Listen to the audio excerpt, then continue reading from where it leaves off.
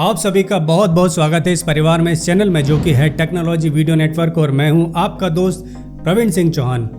दोस्तों, आपने देखा होगा कि पोस्ट ऑफिस में जब भी हम कोई खाता खोलते हैं, सुकन्या समृद्धि योजना से या फिर कोई दूसरी बातों के लिए भी खाता खोलते हैं, तो हमें कई दिक्कतों का सामना करना पड़ता है, क्योंकि वो उसकी काफ़ी सारी चीज़ें ऑनलाइन अब हो चुकी है। लेकिन हम ऑनलाइन उससे कैसे पेमेंट करें, जैसे कि इस वीडियो में मैं आपको बताऊंगा कि सुकन्या समृद्धि योजना में आप ऑनलाइन पेमेंट कैसे कर सकते हैं। तो अगर आपको जानना है कि सुकन्या समृद्धि योजना में आप कैसे ऑनलाइन पेमेंट जमा कर सकते हैं, तो इस वीडियो को पूरा देखिए और मेरे साथ बने रहिए।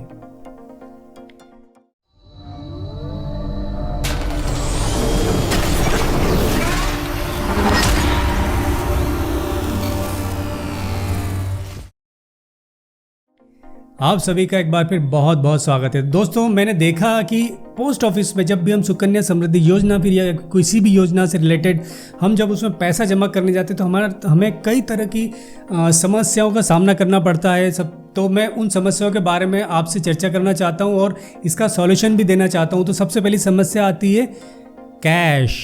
जी हाँ दोस्तों, कई बार होता है कि जब हमें डेट आती है उससे पैसा जमा करने की, तो हमारे पास कैश नहीं रहता उतना जितना हमें जमा करना है। तो सबसे बड़ी प्रॉब्लम एक ये आ जाती है।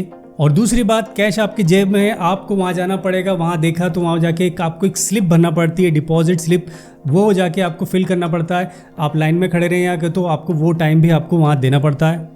और कई बार तो ऐसा होता है, अधिकतर ऐसा होता है कि वहाँ पर लंबी लंबी लाइन लगी रहती है और काम थोड़ा स्लो चलता है। तो वहाँ पर कम से कम एक दो दो घंटे से ज़्यादा मैंने खुद टाइम वहाँ पर बिताया, एक दो घंटे से ज़्यादा। तो हमें लाइन में काफ़ी लंबे समय तक लंबी लाइन में खड़ा रहना पड़ता है।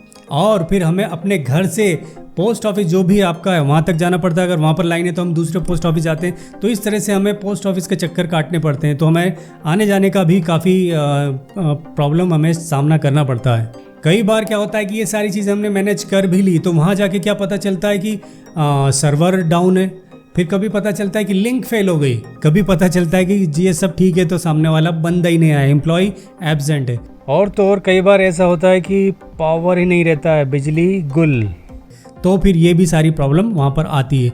और ये सारी चीज़ें मैनेज हो भी जाए तो आपके पास उतना टाइम होना चाहिए कि आप वहाँ जाके डेडिकेट कर सकें इस चीज़ के लिए। तो दोस्तों, इसका समाधान मैं आपको दे रहा हूँ और वो ये है कि आपको गूगल प्ले स्टोर पे जाइए एंड्रॉयड में, और वहाँ जाने के बाद आप IPPB बैंकिंग पेमेंट्स ऐप ये वहाँ सर्च कीजिए। तो वहाँ पर ये पोस्ट ऑफिस से रिलेटेड आपको मिलेगा, मतलब किसी गवर्नमेंट वाली ही ऐप होना चाहिए, अदरवाइज़ कोई डुप्लीकेट हो वहाँ पर आप उसे लॉगिन मत कीजिए। जो मैं बता रहा हूँ उसी पे लॉगिन कीजिए। इसे डाउनलोड करने के बाद आप इसे इंस्टॉल कर ही लेंगे।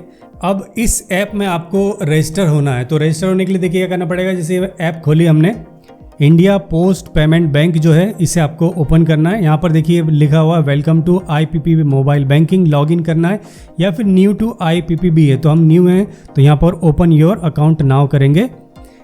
जब ये वाला आप सिलेक्ट करना है आपको, तो जैसे ही क्लिक करेंगे तो यहाँ पर आपका देखिए पहले क्या मांगता है, मोबाइल नंबर मांगेगा। तो आप अपना मोबाइल नंबर डाल दीजिए, जो भी आपका बैंक से रिलेटेड मोबाइल नंबर है वो भी यहाँ पर वही डालना है। तो ये मैंने डाल दिया मेरा मोबाइल नंबर। फिर यहाँ पर पैन अकाउंट जो पैन नंबर है वो डालना है, तो यहाँ पर पैन नंबर भी मैं डाल देता हूँ। और ये जो प्रोडक्ट नेम है उसे ऐसे ही छोड़ दीजिए। और इसके बाद यहाँ पर आपको OTP आएगी, देखिए OTP आपको यहाँ पर डाल दीजिए। OTP डालने के बाद यहाँ पर आपका आधार वेरिफिकेशन होगा, तो आधार नंबर भी यहाँ पर डाल दीजिए और फिर आधार को री एंटर भी यहाँ कर दीजिए। और इन दोनों को यहाँ पर चेक लगा दीजिए। ये दोनों चेक को आप राइट कर लीजिए। और राइट करने के बाद जैसे ही आप सबमिट करेंगे, तो सबमिट करने के बाद फिर से एक OTP आएगा, तो आपको फिर से एक OTP यहाँ पर एंटर करना है। एंटर करने के बाद जैसे आप सबमिट करेंगे, सबमिट करने के बाद यहाँ पर देखिए आप अंदर आ चुके हैं।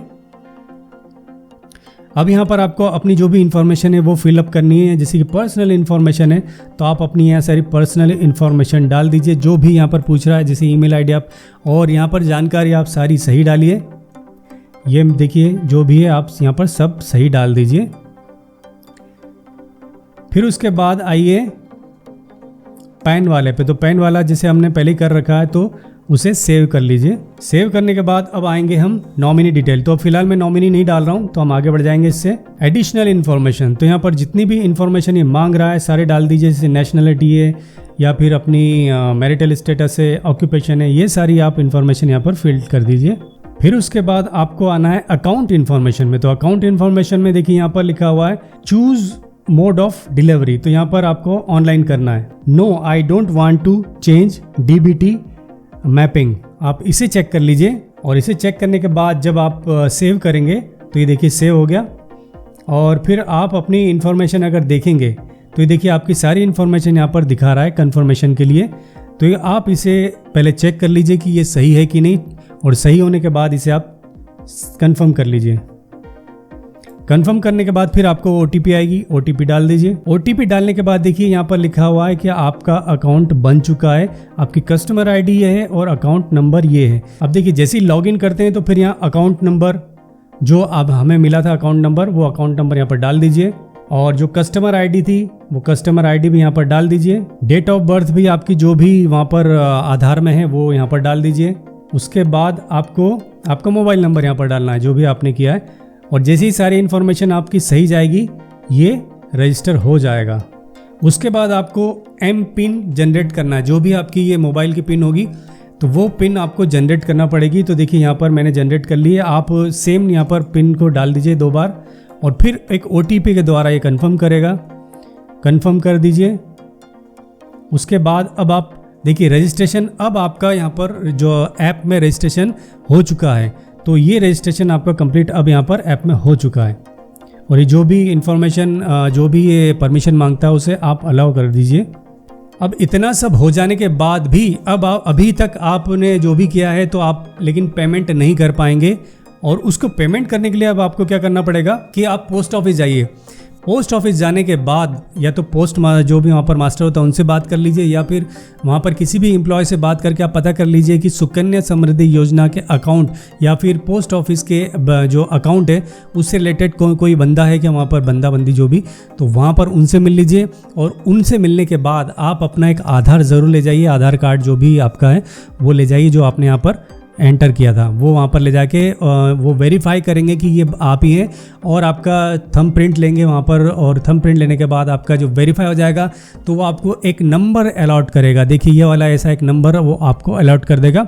और वो नंबर अलॉट करने के बाद फिर से आपको घर पे आकर या फिर वहीं पर आपको दोबारा क्या करना पड़ेगा, आपकी ऐप पे जाना पड़ेगा। और अगर आप नहीं करते हैं तो देखिए यहाँ पर आप कुछ भी कर लीजिए, ये सारा आपको नहीं अंदर आने देगा, क्योंकि ये देखिए लिखा हुआ है सुकन्या समृद्धि अकाउंट अभी तक लिंक नहीं है CIF इनपुट के लिए। तो ये इसलिए नहीं था क्योंकि हमने पोस्ट ऑफिस पे जाकर इसे रजिस्टर नहीं किया था, लेकिन अब पोस्ट ऑफिस में रजिस्टर हो चुका है। तो हमें अब क्या करना है, अब हमें क्या करना है, जैसे ये देखिए हमें नंबर मिल गया है तो हमें हमारा जो SSA अकाउंट है सुकन्या समृद्धि अकाउंट उसका नंबर डाल दीजिए। और जो वहाँ से पोस्ट ऑफिस वाले बंदे ने या बंदी ने आपको जो नंबर नया दिया है वो यहाँ पर अब आपको एंटर करना है, वो है DOP कस्टमर ID। तो वो कस्टमर ID अब आपको यहाँ पर डालनी है लिंक करने के लिए। तो देखिए जैसे मैंने इसे किया तो यहाँ पर क्या बोलता है, ये जो भी कस्टमर का नाम दिखा रहा है और ये एक्टिव दिखा रहा है। यहाँ अब प्रॉब्लम आएगी कि आपको इस IPB अकाउंट यानी पोस्ट ऑफिस के अकाउंट में पैसे कैसे जमा करना है। तो आपकी जो भी बैंक है, चाहे आपका स्टेट बैंक ऑफ इंडिया हो या फिर Andhra bank, Allahabad bank, ICICI bank, axis bank या फिर जो भी बैंक है, उस बैंक अकाउंट की आपके पास ऐप होगी। ऐप नहीं होगी तो आप मोबाइल आपका डेस्कटॉप पे होगा, या फिर कैसे भी आप ऐसा कर दीजिए, आपका जो पोस्ट ऑफिस का जो भी अकाउंट नंबर है उस अकाउंट नंबर पर जैसे आप नॉर्मली दूसरों को ट्रांसफ़र करते हैं वैसे ही आप इस पर पैसा ट्रांसफ़र बड़ी आसानी से कर सकते हैं। आपको अपने IPPB अकाउंट पे जाना है। IPPB अकाउंट पे जाने के बाद जब आप यहाँ पर एम पिन डालेंगे, एम पिन डालने के बाद आपके लॉगिन हो गया है। अब लॉगिन होने के बाद देखिए यहीं पर सारी आपके अकाउंट डिटेल भी दिखा देगा कि आपके पास कितना पैसा आपके बैंक अकाउंट में यहाँ जमा है। इसके बाद जाना है आपको नीचे, देखिए ये सबसे नीचे आएगा पोस्ट ऑफिस सर्विसेज। तो पोस्ट ऑफिस सर्विस में जाने के बाद सुकन्या समृद्धि अकाउंट पे जाना है, वहाँ पर SSA अकाउंट नंबर डालना है, DOP कस्टमर ID डालना है। ये देखिए मैंने पेमेंट कर चुका हूँ तो ये DOP कस्टमर ID और SSA अकाउंट नंबर यहीं पर दिखा रहा है। तो ये एंटर करने के बाद ये यहाँ पर आ जाएगा, इस पेज पे ले आएगा आपका। और यहाँ पर देखिए सारी डिटेल दे रखी है कि आपके कुछ बाकी तो नहीं है और कितना अमाउंट डिपॉजिट करना है। तो यहाँ पर उतना अमाउंट डाल दीजिए और पे कर दीजिए। तो पे जैसे ही करेंगे तो फिर से आपसे OTP पूछेगा, तो आप OTP यहाँ पर एंटर कर दीजिए। जैसे ही आपने OTP एंटर किया तो देखिए पेमेंट यहाँ पर सक्सेसफुली जा चुका है। तो आप इस ऐप से काफ़ी सारे और भी काम कर सकते हैं। दूसरे कोई पेमेंट करना है, स्कैन एंड पेमेंट, वो भी कर सकते हैं। और भी जो पोस्ट ऑफिस की सर्विसेज है वो भी आप उसका ऑनलाइन पेमेंट कर सकते हैं। तो दोस्तों ये था सुकन्या समृद्धि अकाउंट या फिर पोस्ट ऑफिस में जो ऑनलाइन पेमेंट आप कैसे कर सकते हैं, जो भी वहाँ पर आपने अकाउंट खोल रखा है। यहाँ पर मैंने आपको बताया कि सुकन्या समृद्धि अकाउंट में आप किस तरह से ऑनलाइन पेमेंट जमा कर सकते हैं। तो दोस्तों मुझे पूरी उम्मीद है कि ये इन्फॉर्मेशन आपको बहुत यूज़फुल लगी होगी, और यूज़फुल लगी है तो इसे लाइक कर दीजिए और शेयर भी कर दीजिए, ताकि दूसरे जो भी ऐसी समस्याओं से जूझ रहे हैं वो निजात पाएंगे और उनको एक सॉल्यूशन मिल पाएगा आपकी बदौलत। प्लीज़ शेयर ज़रूर कीजिए। और दोस्तों अगर आप इस चैनल पर नए हैं तो यहाँ इस चैनल पर बहुत अच्छी वीडियो है, आप जाके देख सकते हैं। और जाने से पहले यहाँ पर आप इसी चैनल को सब्सक्राइब कर लीजिए और साथ में बेल आइकन को ऑल पर सेट कर लीजिए, जिससे मेरे नए जो भी वीडियो बनेंगे उसकी नोटिफिकेशन आपको मिल जाएगी सबसे पहले, और आप उसे देख पाएंगे और उसका फ़ायदा उठा पाएंगे। तो दोस्तों आप मेरे अगले वीडियो के लिए ज़रूर इंतज़ार कीजिए। तब तक मैं आपसे विदा ले लेता हूँ। जय हिंद, वंदे मातरम।